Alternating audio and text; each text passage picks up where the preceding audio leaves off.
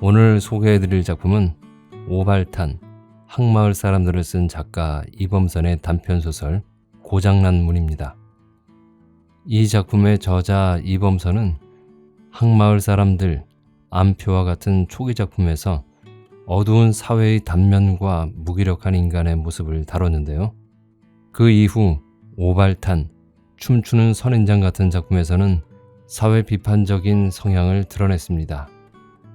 그리고 오늘의 소설 고장난 문은 화실에서 어떤 화가의 죽음이 발견된 후 형사가 화가의 죽음과 관련된 용의자를 취조하면서 사건의 실체를 드러내는 방식으로 독자를 이끌어가는 소설입니다. 들으시다 보면 흥미진진한 전개에 그만 쏙 빨려 들어가실 수 있으니까요. 조심조심 저를 따라 들어오세요. 그럼 이범선의 고장난 문을 시작하겠습니다. 구독과 좋아요, 알람 설정은 좋은 컨텐츠를 만드는데 큰 힘이 됩니다.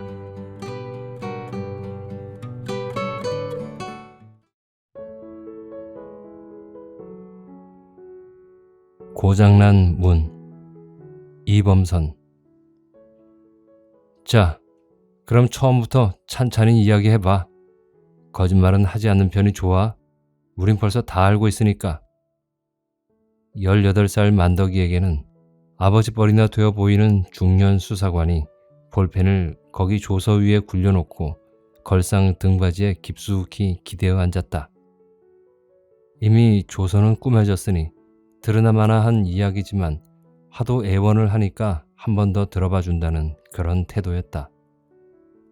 형사님, 제가 왜 무엇 때문에 거짓부렁을 합니까? 정말 억울합니다. 제가 한 말은 다 사실입니다. 요만큼도 거짓부렁 없습니다. 책상 모서리에 놓인 나무 걸상에 두 무릎을 모으고 단정하게 앉은 만덕은 새끼손가락을 하나 세우고 그 새까만 손톱을 가리켜 보이며 울상을 지었다. 글쎄, 그러니까 한 번 더 얘기해 보라는 거 아냐? 수사관은 담배를 붙여 물며 맞은편 벽에 걸린 시계를 쳐다보았다. 뻔한 사건을 빨리 끝내버리고 싶은 그런 눈치였다. 나 정말 미치겠네요. 억울합니다, 정말. 만덕이란 그 눈이 커다란 소녀는 벌써 얼마든지 울었던 모양으로 형편없이 얼룩진 얼굴을 또 한 번 시꺼먼 작업복 소매로 무질렀다. 이 녀석아, 그러니까 다시 얘기해 보라는 거 아냐? 수사관은 꽤 고함을 질렀다. 만덕은 손을 무릎 위에 공손히 내려놓으며 한번 수사관을 쳐다보고 나서 이야기를 시작하였다. 제법 맑은 음성에 시고 무식한 소년치고는 이야기가 또박또박 조리 있었다. 그러니까 어제 아침이죠. 그게 아마 10시쯤이었을 겁니다. 읍내의 우체부 아저씨가 편지를 한 통 배달해주고 갔어요. 그때 너는 펌프에서 밥그릇을 씻고 있었고 수사관이 빙그레 웃어 보였다. 예, 다 알고 있구먼요. 이 녀석아, 그걸 모르면 어떡해? 그러니까 거짓말을 해도 소용없어. 다 조사했으니까. 아, 그럼요. 여기가 어디라고 거짓부렁을 합니까? 좋아요. 형사 아저씨가 그렇게 다 알고 있으니까 정말 마음이 턱 놓이는만요. 이번에는 만덕이 그 얼룩진 얼굴에 희죽이 웃음을 담아 보였다. 수사관이 귀신처럼 죄다 알고 있으니 자기의 죄 없음도 알 것이고 진범도 쉬 붙들릴 테니까. 그래, 난 그 편지를 들고 선생님 화실로 갔죠. 화실은 내가 있는 별채와 따로 떨어져 있거든요. 그런데 문이 잠겨 있더군요. 선생님, 편지 왔습니다. 나는 문을 두어 번 두들겼습니다. 그랬더니 안에서 기척이 들리며 문 손잡이를 덜컥거리더군요. 문이 잠겼구먼. 안에서 선생님이 중얼거렸습니다. 나는 밖에서 한 번 더 동그란 손잡이를 쥐고 돌려보았습니다. 그렇지만 그건 공연한 짓이죠. 그 출입문은 안에서 잠그게 되어 있거든요. 또 한 번 손잡이가 안에서 덜컥거렸습니다. 어떻게 된 거지?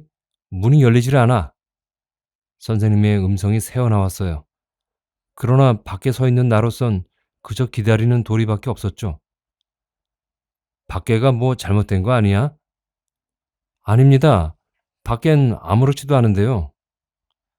글쎄요. 이상하군. 사실 그랬습니다. 그 선생님 화실 문이란 동그란 손잡이가 달려 있었는데 안에서 그 손잡이 한가운데 툭 튀어나온 배꼽 같은 단추를 꾹 눌러서 잠그게 되어 있었거든요. 그리고 안에서 열 때는 그저 손잡이를 돌리기만 하면 되고 밖에서 열 때는 열쇠를 넣고 돌려야 열리게 되어 있죠. 참 신통한 손잡이에요. 그런데 그게 선생님이 안에서 손잡이를 돌렸는데도 열리지 않거든요. 이상한데? 이봐 만덕이. 예, 밖에서 열쇠로 한번 열어봐. 열쇠가 제겐 없는데요? 저리 앞 창문으로 돌아와. 열쇠를 내보내 줄 테니까. 나는 곧 화실 모서리를 돌아 나갔죠. 포도송이 같은 꽃이 주렁주렁 달려있는 등나무 시렁 밑으로 해서 창문 앞으로 갔어요. 선생님이 창문 쇠창살 사이로 열쇠를 내밀어 주시더군요. 나도 역시 쇠창살 사이로 편지를 선생님께 건네고 열쇠를 받았죠. 조그마한 방울이 하나 끈에 달린 하얀 열쇠였어요. 예, 바로 형사 아저씨 앞에 있는 그 열쇠입니다. 방울이 달렸지 않아요? 응, 은방울인데. 수사관이 책상 모서리에서 열쇠를 집어들어 끈에 달린 방울을 흔들어 보았다. 딸랑딸랑 아주 맑은 소리가 울려 나왔다. 선생님은 화실에 들어가실 때면 저만치 살인문에서부터 열쇠를 꺼내어 딸랑딸랑 흔들며 들어오시곤 했어요. 그러니까 나는 별채 방 안이나 뒤뜰에서 무슨 일을 하다가 앞에서 인기척이 나도 그 방울 소리만 나면 나가 볼 필요가 없었죠. 그건 선생님이 화실로 들어가시는 거니까요. 선생님은 그렇게 인정 있는 좋은 분이었어요. 제가 무슨 일을 하다가 공연이 나올까 봐서 일부러 그렇게 방울을 흔드시는 거였죠. 나는 그 열쇠를 들고 문으로 갔어요. 쇠를 넣고 비틀었습니다. 그러나 여전히 문은 안 열렸어요. 선생님, 안 되는데요? 그래. 하기야 안에서 비틀어서 안 열리니까. 선생님은 심상한 목소리로 그렇게 중얼거리고는 잠잠했습니다. 아마 방금 전해드린 편지라도 읽나 보다 하고 나는 그냥 앞둘로 돌아 나오고 말았죠. 열쇠는 그냥 내 호주머니에 넣은 채로 말입니다. 그런데 1시간쯤 되었을까요? 앞뜰에서 장미나무에 걸음을 주고 있노라니까 만더가 하고 선생님이 부르는 소리가 들렸어요. 네, 나는 삽을 던져두고 화실 앞으로 달려갔죠. 이 녀석아, 문을 열지 않고 뭘 하고 있는 거야? 선생님이 창문 안에 서서 밖을 내다보고 있었습니다. 그런데 그게 열쇠로도 안 열리는걸요? 임마, 그럼 날 이렇게 창살 안에 가둬둘 작정이냐? 언제나 그림 그릴 때 입고 있는 그 누렁 샤스를 헐렁하니 걸친 선생님은 쇠창살을 친 창문 안에서 웃고 있었습니다. 그런데 그 문이 선생님 지금 밖으로 나오시려고요? 나갈 일은 별로 없지만 그렇다고 이 녀석아 아무래도 문이 고장이 난 모양인데요. 어떻게 해봐. 나는 호주머니에서 열쇠를 꺼내어 들고 딸랑딸랑 출입문께로 돌아갔습니다. 그리고 손잡이 열쇠를 거기 꽂아둔 채 다시 앞둘로 나와버렸죠. 사실 선생님 화실 안에는 모든 시설, 수도, 가스, 냉장고, 그 속에 빵, 우유, 과일, 그리고 화장실, 욕실까지 다 있거든요.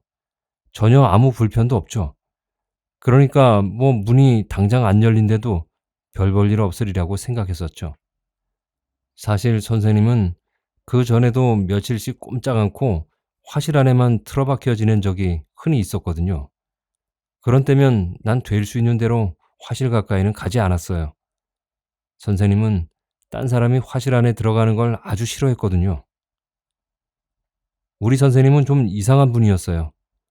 댁은 서울인데 선생님 혼자서만 서울서 20리나 떨어진 그 강가 언덕 위 별장 화실에서 지내고 있었어요. 형사 아저씨도 보셨죠? 그 언덕 위 밤나무 숲 사이의 화실. 밖에서 보기에는 별거 아닌 보통 기와집이지만 안은 참 멋집니다.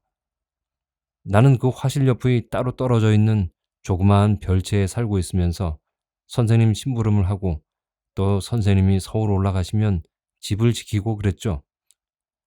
선생님은 한 달에 한 열흘쯤만 서울에 가 계셨고 20일쯤은 여기 화실에서 혼자 지냈어요.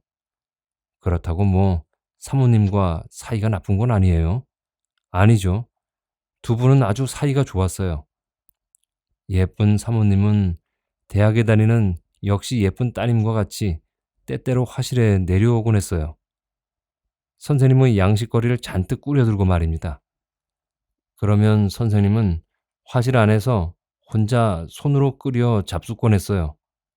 그러니까 뭐 꼬박꼬박 시간을 정해놓고 하루에 세 때를 먹는 게 아니라 언제든지 생각나면 먹고 그렇지 않으면 안 먹고 그래요. 선생님은 그저 그림밖에 몰랐어요. 그림에 미친 분이에요. 그림을 그리기 위해서만 사시더군요.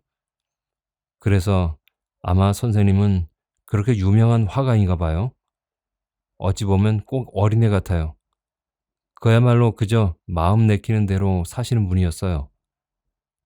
어떤 날은 한낮에 종일 주무시는가 하면 또 어떤 날은 밤을 꼬박 새워가며 그림을 그리기도 하고요.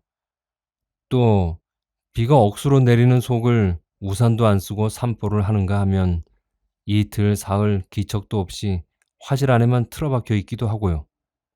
그런 땐 은근히 걱정이 되어서 화실 창문으로 기웃거릴라 치면 선생님은 막 야단을 치곤 했어요.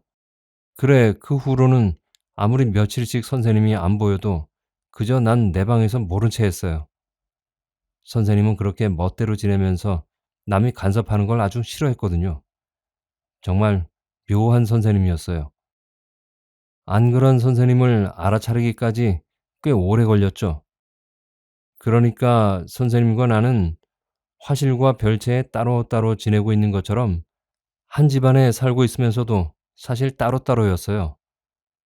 어쩌다 편지나 오면 그걸 전하러 화실에 가는 정도였죠. 그 밖엔 내가 갈 필요도 없었고 또 별로 부르는 일도 없었어요. 선생님과 나는 그런 식으로 살아왔습니다.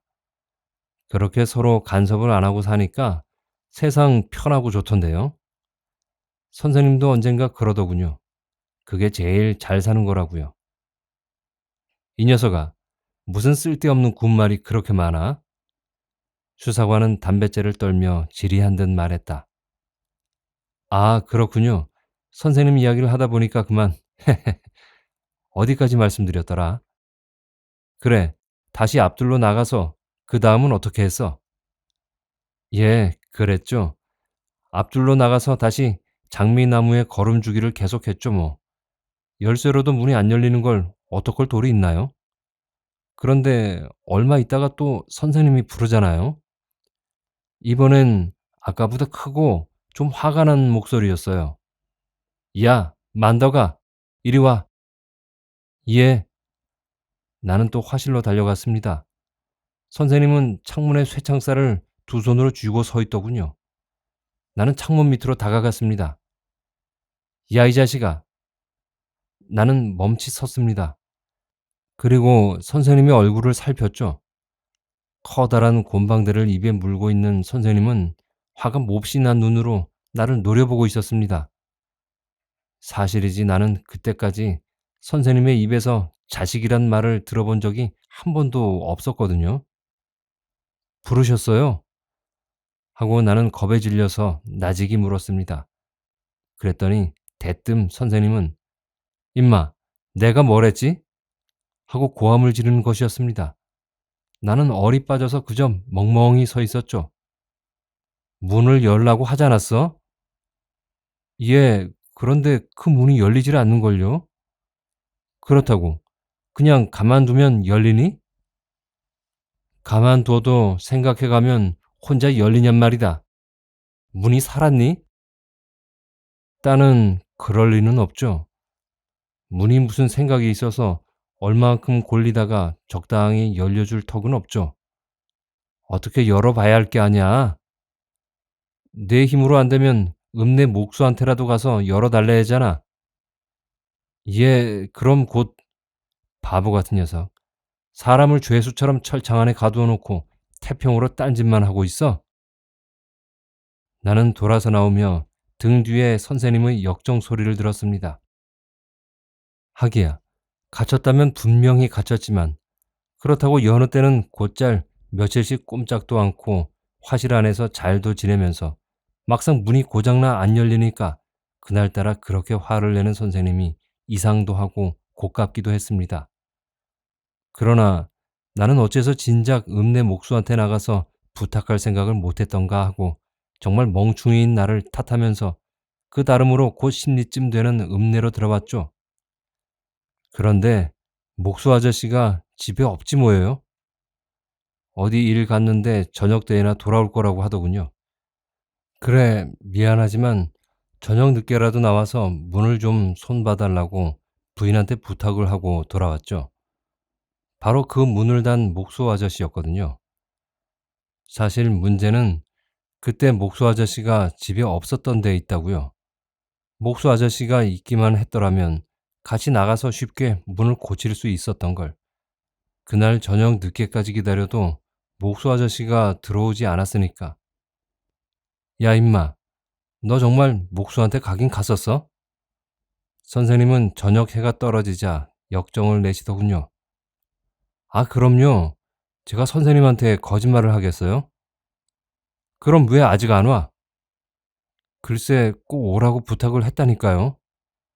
그런데 아직 안 오지 않아? 참, 선생님도 급하시긴. 전에는 며칠씩도 문 밖에 안 나오시곤 했으면서 뭘 그러셔요? 나는 화실 창문 밖 등나무 밑에 쭈그리고 앉아서 쇠창살 안의 선생님 말동무를 해주며 그렇게 웃었죠. 그랬더니 창턱에 걸터 앉은 선생님은 곰방대를 뻐끔뻐끔 빨면서 이 녀석 봐라.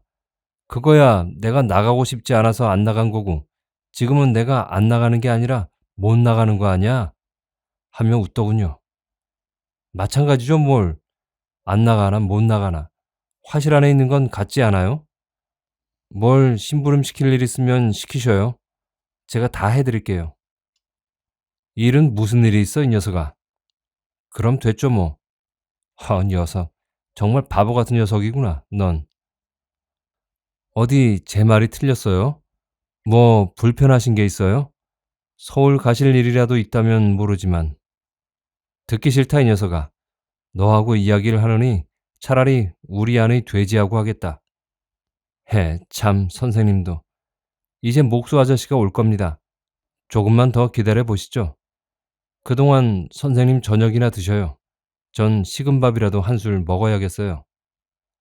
난 일어나 별채로 나왔어요. 선생님은 화실에 전등을 켤 생각도 않고 그대로 창턱에 걸터 앉아 있더군요. 그런데 기다려도 목수 아저씨는 오지 않았습니다. 야, 만더가, 목수 정말 어찌 된 거냐? 선생님은 내가 채 저녁밥을 다 먹기도 전에 또 그렇게 소리를 지르더군요. 창살을 안에서 쥐고 마구 흔들면서요.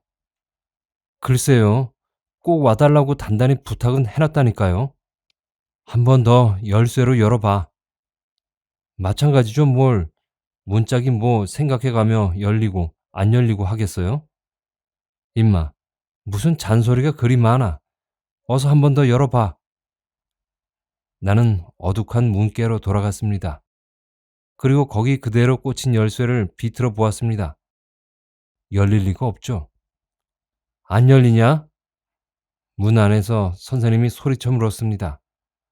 예, 마찬가지입니다. 한 번 더 해봐. 글쎄 마찬가지라니까요. 그러면서도 나는 또 열쇠를 넣고 비틀며 손잡이를 흔들었습니다. 그러자 빌어먹을 하고 역정을 내며 선생님은 문을 걷어차는 모양이었어요. 꽝, 꽝. 요란하게 문짝이 울리더군요. 나는 다시 앞 창문께로 돌아 나갔습니다. 제기를. 이거 어디? 선생님은 화실 안을 이리저리 뛰어다니면서 사방으로 난 창문이란 창문은 모조리 열어젖히더군요. 전등도 켜고요. 쇠창살은 또 뭐 때문에 이렇게 창문마다 다 쳤어?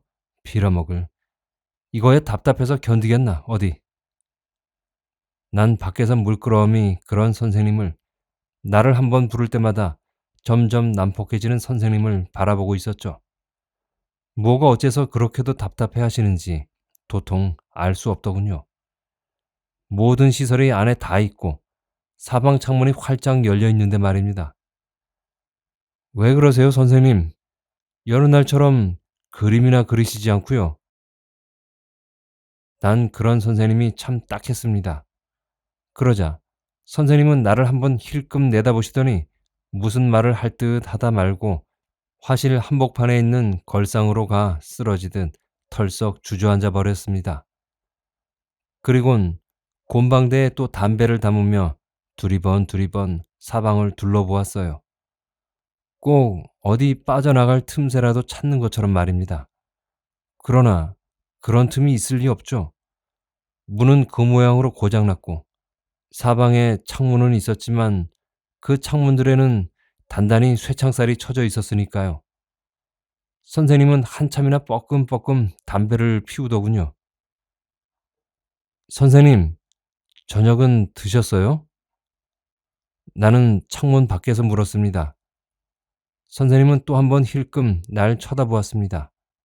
아무 대꾸도 안 했어요. 아, 그거 왜 자꾸만 문 생각만 하시고 그러셔요? 그런 거 생각하지 말고 그저 편안히 계시지 않고.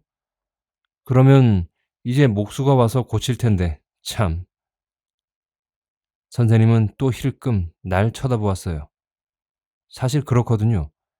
보통 날 선생님은 별로 문 밖에 나오지도 않으면서 문이 고장이 나니까 그날따라 공연히 그렇게 안절부절 못하고 꼭 동물원 철창 안에 갇힌 호랑이처럼 불안해하더란 말입니다. 참 묘한 성격이죠. 나는 그런 선생님이 우습기도 하고 딱하기도 해서 슬그머니 창가에서 돌아섰죠.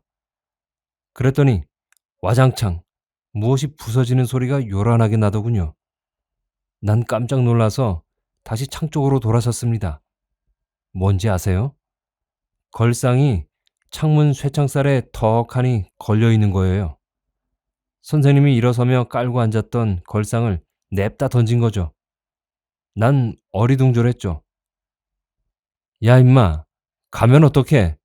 어서 목숨 못 불러와? 선생님은 창문으로 달려와 쇠창살을 두 손으로 꽉 쥐고 마구 흔들어대며 소리 지르지 뭡니까? 그건 언제나 인자하시던 그 선생님이 아니었습니다. 무서웠어요. 난 전엔 그런 선생님의 무서운 얼굴을 본 일이 없었거든요. 아마 창에 쇠창살이 없었더라면 뛰어넘어 나와서 날 박살을 냈을 겁니다. 정말 겁났어요. 이마엔 핏줄이 서고 입은 꽉 다물고 선생님은 자기 성질을 못 이겨서 두 손으로 그 긴 머리카락을 마구 쥐어뜯더군요. 야, 빨리 문 열어! 갑자기 선생님이 미친 것이나 아닌가 했다니까요. 예, 목수 아저씨한테 또 갔다 올게요, 선생님. 나는 겁이 나서 그렇게 말하고는 돌아서서 읍내로 달렸습니다. 그땐 벌써 밤이 꽤 깊었죠. 캄캄한 길을 나는 거의 단숨에 읍내까지 달렸어요. 그런데 뭡니까? 목수 아저씨는 잔뜩 술에 취해서 자고 있지 뭡니까? 아저씨, 빨리 좀 일어나세요. 문을 좀 열어주어야 해요. 문? 문 열면 되지. 뭘 그래? 목수 아저씨는 눈도 안 뜨고 그렇게 중얼거릴 뿐이었습니다. 아저씨, 좀 일어나요. 우리 선생님 지금 잔뜩 화났단 말이에요. 화가 나? 왜 화가 나? 목수 아저씨는 여전히 눈을 감은 채였습니다. 그러니까 그건 취해서 아무렇게나 짓거리는 말이죠. 문이 고장이 나서 안 열린단 말이에요. 문이 고장이 났다. 예, 그래요. 임마, 문이 무슨 고장이 나고 말고가 있어? 열면 되지. 문이란 임마 열리게 돼 있는 거지. 임마. 목수 아저씨는 그렇게 중얼거리며 쓱 몸을 돌려 벽을 향해 돌아 누워버렸어요. 그게 아냐요. 아저씨가 달아준 저희 선생님 화실문 알잖아요. 에이 시끄럽다. 걷어차라 걷어차. 그럼 제가 열리지 안 열려? 열리지 않는 문이 어디 있어 임마. 목수 아저씨는 잔뜩 몸을 꼬부리며 좀처럼 깨어 일어날 것 같지도 않았어요. 총각, 웬만하면 내일 아침 일찍 고치지. 저렇게 취했으니 뭐가 되겠어, 어디? 목순의 아주머니가 말했어요. 글쎄, 그런데 그게 안 그렇단 말입니다. 우리 선생님이 지금 미칠 지경이거든요. 미쳐? 아니, 문이 안 열린다고 미칠 거야 뭐 있어? 글쎄나 말이죠. 내 생각도 그런데 우리 선생님은 안 그런 걸 어떡해요? 왜? 뒷간에라도 가고 싶은가? 뒷간엔요. 그런 건 다 안에 있죠. 그럼 배가 고픈가? 허참, 아주머니도 먹을 건 얼마든지 안에 다 있다고요. 그런데 왜 그래? 먹을 것 있고 뒤 볼 때 있으면 됐지. 그런데 미치긴 왜 미쳐? 오, 바람이 안 통해서 숨이 답답한가 보구먼 그래. 허참, 그런 게 아니라니까요. 바람이 왜 안 통해요? 20평 방의 사방이 창문인데. 그럼 뭐야? 알다가도 모를 일이네. 더구나 지금 밤인데 열어놓았던 문도 걸어 잠그고 잘 시간인데 문이 열리지 않는다고 발광이야 그래? 원참 별난 양반 다 보겠네. 글쎄 그러니까 딱하죠. 낸들 알아요. 그러니 제발 좀 아저씨를 깨워주세요 아주머니. 가만두어요 총각. 그런 일이라면 내일 아침에 일찍 깨워보낼게. 그러니까 총각 그만 돌아가서 그 선생님께 말하지 그래. 문을 열 게 아니라 단단히 걸어 잠그고 주무시라고. 난 또 무슨 큰일이나 났다고 원. 목순의 아주머니까지 이젠 상대를 안 해주더군요. 그러니 어떡해요? 난 그대로 돌아갈 수밖에요. 밤길을 다시 걸어서 나는 집으로 돌아갔죠. 선생님의 짜증이 두려워서 될수록 천천히 걸어서 집에까지 갔어요. 조심조심 화실 가까이로 다가갔습니다. 그랬더니 선생님은 앞 창문의 쇠창살을 두 손으로 잔뜩 움켜쥐고 한 발을 창턱에다 올려 디디고 금세라도 밖으로 튀어나오려는 것 같은 몸짓으로 서 있더군요. 야 임마, 빨리빨리 좀 못 다니냐? 사람이 지금 죽을 지경인데. 그래, 목수는 데리고 왔어? 그게 그 취해서 자던걸요. 뭐라고? 취해서 자? 그래, 혼자 왔단 말이야? 선생님은 꽥 소리를 지르며 창살을 마구 흔들어대었습니다. 우적우적 금시 쇠창살이 비틀려 떨어질 것 같았어요. 앞만 흔들어도 안 깨던데요. 내일 아침 일찍 온대요. 무슨 개소리야. 내일이 아니라 이 밤이 당장 문제란 말이다. 선생님은 이번에는 주먹으로 쇠창살을 두들겨댔어요. 그러니 선생님, 이 밤은 그냥 주무셔요. 어차피 밤이니까 문을 잠가야 할 게 아냐요. 그냥 주무셔요, 선생님. 나는 달래듯이 말했죠. 그랬더니 그 말이 선생님을 더욱 흥분시켰던가 봐요. 이 병신 새끼야, 내가 뭘 안다고 주절거리냐? 누가 밤인 줄 몰라서 안 자는 줄 아냐? 선생님은 정말 제정신이 아닌 듯 마구 쌍말로 욕지거리를 퍼붓더군요. 그러나 난 조금도 어떻게 안 생각했어요. 도끼 가져와. 도끼가 어디 있어요, 선생님? 그럼 무슨 망치라도 가져와. 망치는 또 어디 있어요? 임마, 그럼 날 이렇게 밤새도록 가둬두겠단 말이야? 가두긴요. 아, 이제 주무시면 되지 않아요? 밤도 깊었는데요. 이 새끼가 누굴 약을 올리나? 응? 너, 나 약 올리는 거야? 이 죽일 놈의 새끼가. 선생님은 점점 더 흥분했습니다. 선생님은 그렇게 마구 욕지거리를 하며 화실 안을 한 바퀴 둘러보더니 마침내 발작을 하더군요. 걸상을 둘러매고 가서 문을 패는 것이었습니다. 그러나 문은 끄떡도 안 하고 걸상이 부서져 나갔죠. 그러자 이번엔 커다란 액자를 문을 향해 던졌습니다. 역시 산산조각이 났죠. 선생님은 이제 정말 자기 정신이 아니었어요. 뭐든지 손에 잡히는 대로 마구 집어서 문에다 던졌습니다. 물통, 그림붓, 이젤, 캔버스. 나는 창밖에서 정말 겁이 났습니다. 도대체 선생님이 왜 그렇게 발광을 하는지 알 수가 있어야죠.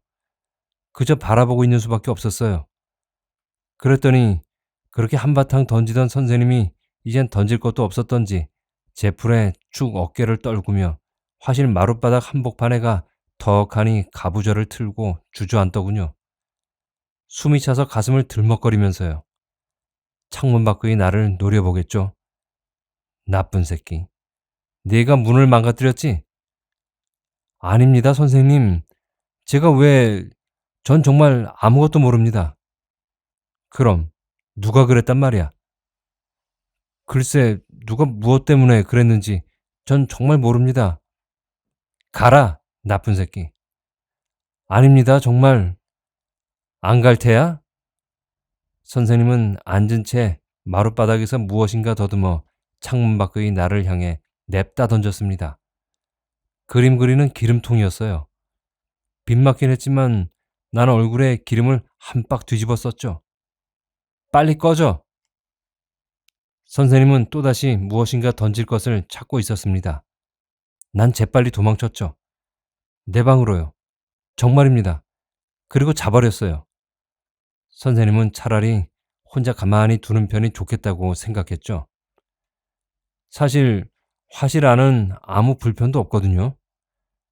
그랬다가 다음날 아침에 조심조심 창밖으로 가서 안을 살펴보았더니 선생님은 화실 한켠 벽에 붙여놓은 침대 위에 엎드려 자고 있지 않겠어요? 참 어린애 같은 분이에요. 나는 그 길로 읍내로 들어갔습니다. 선생님이 잠들어 있을 때 아침 일찍 목수 아저씨를 불러다가 문을 고치는 것이 좋겠다고 생각했죠. 다행히 읍내길 중간쯤에서 목수 아저씨를 만났어요. 어쩌녁엔 내가 취했어. 그래, 이렇게 일찍 오는 길이지. 목수 아저씨는 미안해 하더군요. 그래, 우린 화실로 돌아왔죠. 선생님은 아직 그대로 엎드려 잠들어 있었습니다. 목수 아저씨는 연장을 내려놓고 문 손잡이를 몇 번 돌려보더군요. 열릴 리가 있나요? 결국 끌을 가지고 문설주를 도려냈죠. 그렇게 만 하루 만에 문이 열렸어요. 아닌 게 아니라 밖에 있던 나까지도 숨통이 확 트이는 것 같대요. 그거 참 묘하죠? 뭐 별 답답한 것도 느끼지 못했었는데 막상 문이 활짝 열리니까 정말 가슴이 다 시원하던데요. 난 확 열어젖힌 문으로 단번에 몰려 들어가는 바람에 빨려 들어가기나 하듯이 화실 안으로 달려 들어갔어요. 의자다, 액자다, 캔버스 따위가 마구 흐트러진 위를 넘어서요. 선생님, 선생님, 문이 열렸어요. 소리 질렀죠. 그래도 선생님은 침대에 엎드린 채 꿈쩍도 안 하더군요. 어지간히 피곤했던 모양이었어요. 선생님, 문이 열렸다니까요. 어서 밖에 나가보셔요. 나는 침대 곁으로 가서 엎드린 선생님을 흔들었습니다. 그런데, 그런데 죽어서 몸이 굳어 있더란 말이지. 수사관이 느릿한 몸짓으로 걸상 등받이에서 등을 펴며 책상 위의 조서를 집어 올려 폈다. 정말입니다. 목수 아저씨도 다 보았습니다. 만덕은 안타까운 눈으로 수사관을 쳐다보았다. 물론 목수 아저씨도 보았지. 그에게 보여주기 위해서 그를 불러갔으니까. 그러나 목수 아저씨가 본 건 죽은 시체였지. 그가 죽는 광경은 아니었지 않아? 형사 아저씨, 제 말을 믿어주십시오. 정말입니다. 지금 이야기한 대로 모두 사실입니다. 억울합니다. 제가 왜 우리 선생님의 목을 누릅니까? 또 그리고 목수 아저씨도 잘 압니다. 우리가 갔을 때까지도 문은 그대로 고장나 잠겨 있었거든요. 그래 그걸 뜯고야 들어갔단 말입니다. 그런데 어떻게...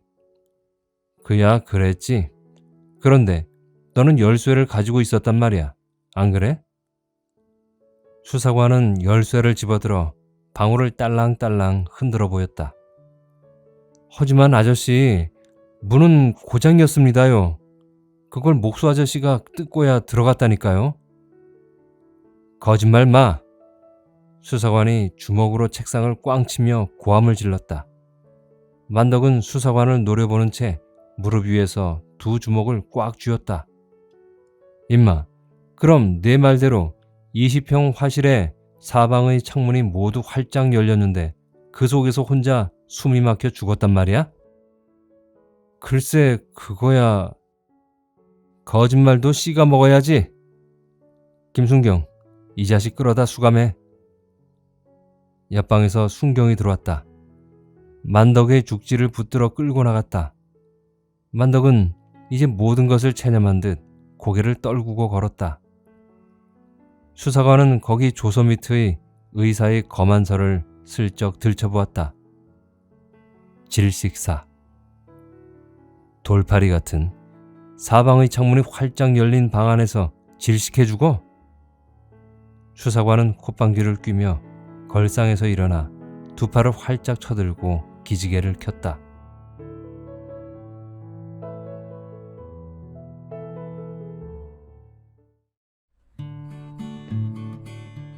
재미있게 들으셨나요?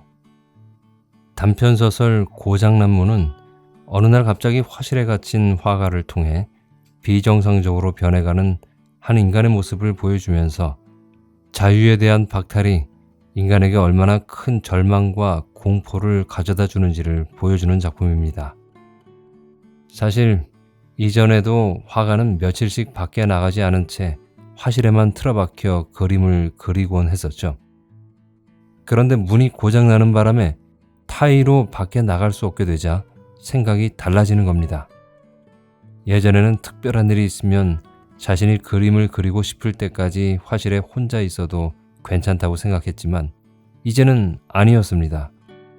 안 나가는 것과 못 나가는 것에는 큰 차이가 있죠.